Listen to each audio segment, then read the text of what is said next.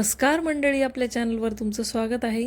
दर्शीलच्या शाळेला सुट्ट्या लागलेल्या आहेत, म्हणजेच एक्झाम होऊन रिझल्टवाल्या त्यानंतर एप्रिलमध्ये परत शाळा आहे आणि मेमध्ये फायनल सुट्ट्या लागणार आहेत.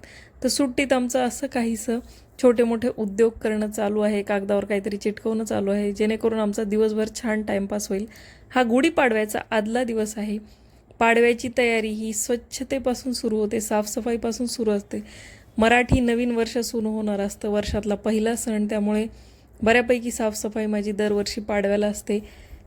घराच्या चारही रूममध्ये माझ्या या प्रकारे मोठमोठे काच आहेत, जे की स्वच्छ करायला खूप कठीण जातं.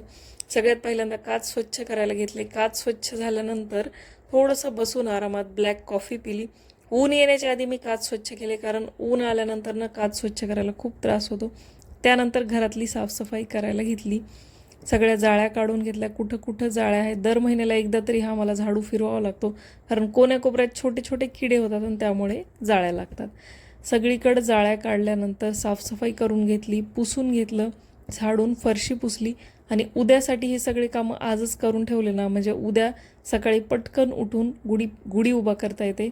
त्यामुळे स्वच्छतेची कामं सगळी आधीच करून घेतली. बेडशीटसुद्धा मी बदलून घेतलेली आहेत. आज दर्शीलचा जरा सुट्टी होती, निवांत वेळ होता, त्यामुळे सगळी साफसफाई केली. आणि संध्याकाळच्या वेळेला मी छान हटून हिरव्या हरभऱ्याची भाजी आणि भाकरी केल्या होत्या. ही आहे दुसऱ्या दिवशीची सकाळ, नवीन वर्षाचा पहिला दिवस म्हणजेच गुढीपाडवा. सकाळी सकाळी मिस्टरांनी आंब्याची पानं आणि कडुलिंबाचा तौर आणला होता, आणि आंब्याची पानं तोडायला गेल्यानंतर आमच्या मागं जी बाग आहे आंब्याची, त्याच्यामधून मस्त कैऱ्या आणल्या होत्या. नवीन वर्षाचा पहिला दिवस आणि सीझनची पहिली कैरी मला आज मिळाली, म्हणजे वर्षाची आणि दिवसाची सुरुवात अगदी मस्त झालेली आहे. त्यानंतर सगळं आवरून आधी देवांची देवपूजा केली. माझ्याकडे ही छोटीशी गुढी आहे. ही गुढी मी नेहमी दरवर्षी देवघरात ठेवते.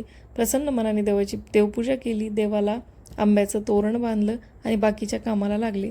गुढीचा बांबू स्वच्छ धुवून काढला, गुढीची साडी तयार करून ठेवली. आणि दरवर्षी आमच्याकडे गुढीला हा कडुलिंबाचा नैवेद्य दाखवला जातो. तुमच्याकडे हा असतो का हे मला कमेंट्स करून नक्की सांगा. लिंबाचा तौर, यामध्ये आपली चिंच आणि थोडासा गूळ घालायचा, हे सगळं मिक्स करायचं. आणि पहिल्यांदा गुढीला हा नैवेद्य दाखवला जातो.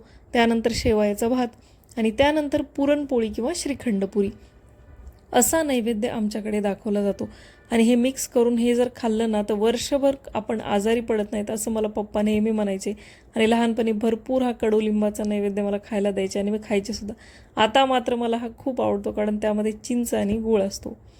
कडुलिंबाचा नैवेद्य करून घेतला, कलशावर स्वस्तिक काढलं आणि सगळी गुढीची तयारी करून घेतली. साडीच्या नेऱ्या केल्या आणि वेळूच्या काठीला साडी बांधून घेतली. खरंच आपले सगळे सण त्यामागं काहीतरी वैशिष्ट्य घेऊन येतात, जे आरोग्याला खूप लाभदायी असतात आणि घरात त्यामुळे पॉझिटिव्हिटीसुद्धा येते. सगळे सण समारंभ मला साजरे करायला खूप जास्त आवडतात, त्यामुळे घरातलं वातावरण अगदी प्रसन्न होऊन जातो.